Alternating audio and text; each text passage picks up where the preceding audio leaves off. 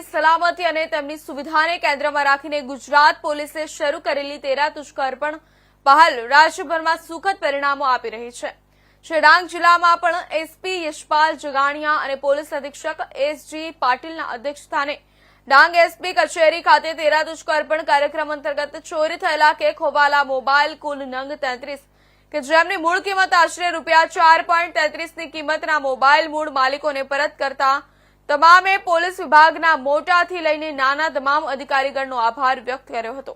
Police અધિકારીની સૂચના મુજબ ભારત સરકારની CEIR પોર્ટલની મદદથી ચોરી કે ગુમનું રજીસ્ટ્રેશન કરવામાં આવે તો મોબાઈલ ચાલુ થતા જે મોબાઈલ ટ્રેક થઈ શકે છે। પોલીસ સ્ટેશનમાં ચોરી લૂંટ સહિતના વિવિધ ગુનાઓમાં રિકવર કે કબજે કરવામાં આવેલા મુદ્દામાલને કોર્ટના માર્ગદર્શન હેઠળ ઝડપથી મૂળ માલિકોને પરત કરાવવો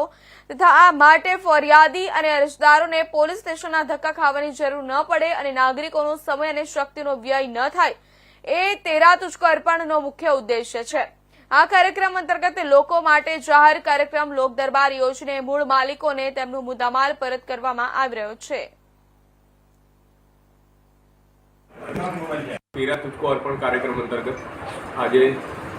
4 लाख थी વધુ કિંમતના 33 મોબાઈલ જે ગુમ થયેલા છે તો ચોરી થયેલા છે તેને રિકવર કરીને જે તે અરજદારને પરત આપવામાં આવે છે।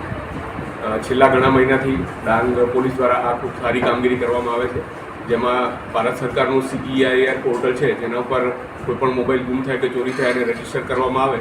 તે પોર્ટલની મદદથી ફરી જ્યારે મોબાઈલ ચાલુ થાય ત્યારે ટ્રેક થઈ શકે છે અને આ પોર્ટલનો મહત્તમ ઉપયોગ કરીને ડાંગ પોલીસે ખૂબ સારી કામગીરી કરી છે અને છેલ્લા 1 વર્ષમાં 100થી વધુ મોબાઈલ રિકવર કરી અને જે તે અરજદારને પરત આપવામાં આવ્યા છે અને ટકાવારીની દ્રષ્ટિએ સમગ્ર રાજ્યમાં ડાંગ પોલીસ